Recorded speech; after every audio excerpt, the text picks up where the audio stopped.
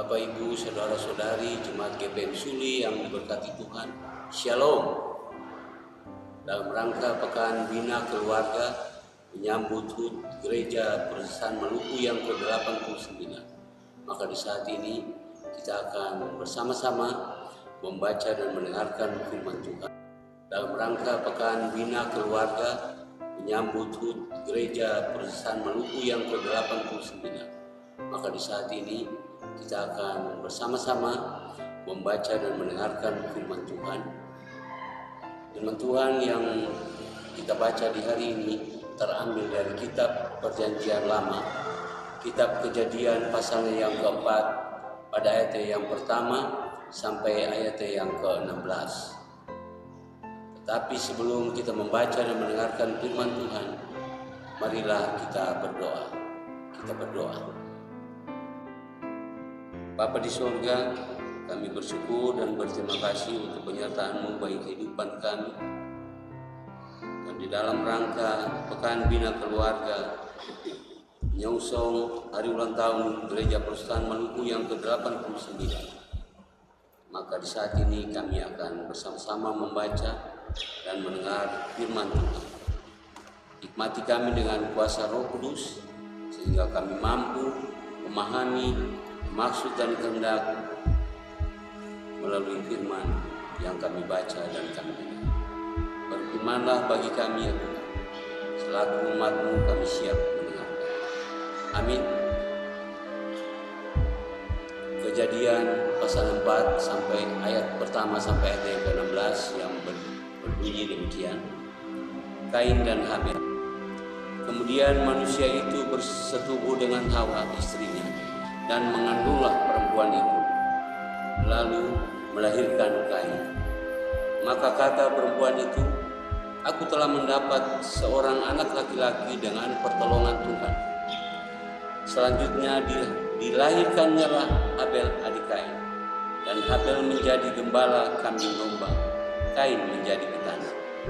Setelah beberapa waktu lamanya, maka Kain mempersembahkan sebagian dari hasil tanah itu kepada Tuhan sebagai korban persembahan. Habel juga mempersembahkan korban persembahan dari anak sulung kambing dombanya, yakni lemak-lemaknya. Maka Tuhan mengindahkan Habel dan korban persembahannya itu. Tetapi Kain dan korban persembahannya tidak diindahkannya. Lalu hati Kain menjadi sangat panas dan mukanya muram. Firman Tuhan kepada Kain, mengapa hatimu panas dan mukamu muram? Apakah mukamu tidak akan berseri jika engkau berbuat baik? Tetapi jika engkau tidak berbuat baik, dosa sudah mengintip di depan pintu. Ia sangat menggoda engkau, tetapi engkau harus berkuasa atasnya. Kata Kain kepada Habel, adiknya, marilah kita pergi ke padang. Ketika mereka ada di padang, tiba-tiba Kain memukul Habel, adiknya itu, lalu membunuh dia. Firman Tuhan kepada Kain, di mana Habel adikmu itu? Jawabnya, aku tidak tahu. Apakah aku penjaga adikku? Firman-Nya, apakah yang telah kau perbuat ini? Darah adikmu itu berteriak kepadaku dari tanah. Maka sekarang terkutuklah engkau, terbuang jauh dari tanah yang mengangakkan mulutnya untuk menerima darah adikmu itu dari tanganmu. Apabila engkau mengusahakan tanah itu, maka tanah itu tidak akan memberikan hasil sepenuhnya lagi kepadamu. Engkau menjadi seorang pelarian dan pengembara di bumi. Kata Kain kepada Tuhan, hukumanku itu lebih besar daripada yang dapat kutanggung. Engkau menghalau aku sekarang dari tanah ini, dan aku akan tersembunyi dari hadapan seorang pelarian dan pengembara di bumi. Maka barang siapa yang akan bertemu dengan aku, tentulah akan membunuh aku. Firman Tuhan kepadanya, sekali-sekali tidak. Barang siapa yang membunuh Kain, akan dibalaskan kepadanya 7 kali lipat. Kemudian Tuhan menaruh tanda pada Kain supaya ia jangan dibunuh. oleh barang siapapun yang bertemu dengan dia. Lalu Kain pergi dari hadapan Tuhan dan ia menetap di tanah Nod di sebelah timur Eden. Demikian pembacaan kita di saat ini. Persekutuan jemaat yang diberkati Tuhan, Adam dan Hawa dianugerahkan 2 orang anak, yaitu Kain dan Habel. Kain menjadi seorang petani dan Habel menjadi peternak. Keduanya memberikan persembahan dan hasil kerja mereka. Tanpa disebutkan alasannya, persembahan Habel diterima, tetapi Kain ditolak. Hal itu membuat Kain marah sehingga ia membunuh Habel. Akhirnya Kain menerima murka Tuhan dan ia menjadi pelarian dan pengembara. Itu berarti ia tidak lagi memiliki hak atas tanah warisan. Jemaat yang Tuhan Yesus kasihi, apa yang membuat persembahan Kain ditolak? Banyak kemungkinan jawaban yang dipikirkan oleh kita semua. Sebenarnya dalam pembacaan kita ini pun tidak memberikan jawaban yang terang. Ada yang mengatakan karena Kain memiliki sifat yang buruk, yaitu iri hati, di mana ditandai dengan muramnya wajah Kain. Namun wajah yang muram baru muncul karena ia merasa ditolak. Dalam catatan Alkitab tidak disebutkan sebenarnya soal penolakan itu. Baik Kain maupun Habel mempunyai pekerjaan dan masing-masing telah memberikan persembahannya kepada Tuhan. Jadi kita bisa mengatakan bahwa ditolak atau diterimanya persembahan adalah hak dari Tuhan. Yang penting bagi kita adalah bukanlah mencari alasan mengapa persembahan ditolak, melainkan bagaimana respon kita. Kain memberikan responnya yang negatif.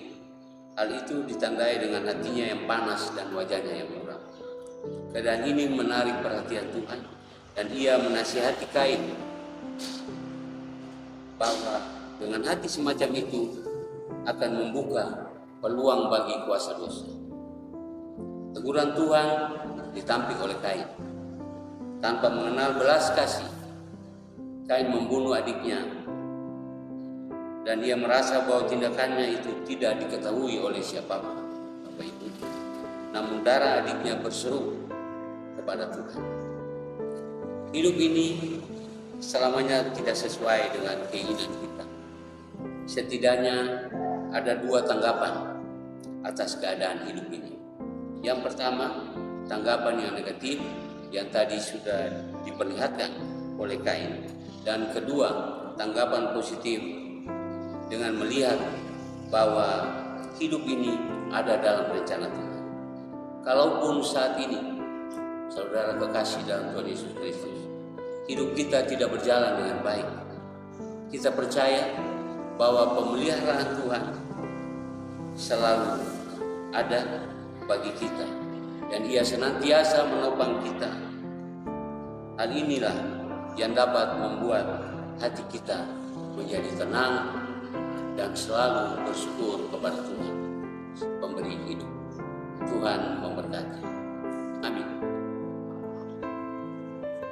Mari kita berdoa. Ya Allah, ya Tuhan kami, Allah di dalam nama Yesus, Juru Selamat kehidupan kami. Kami bersyukur dan berterima kasih untuk kesempatan indah yang Kau berikan bagi kami untuk membaca dan mendengarkan sabda kebenaran firman. Kami sudah merenungkannya itu, dan kami percaya bahwa kami dapat mempelajari apa yang terkandung, apa yang dimaknai dari bacaan kami di hari ini ya Tuhan.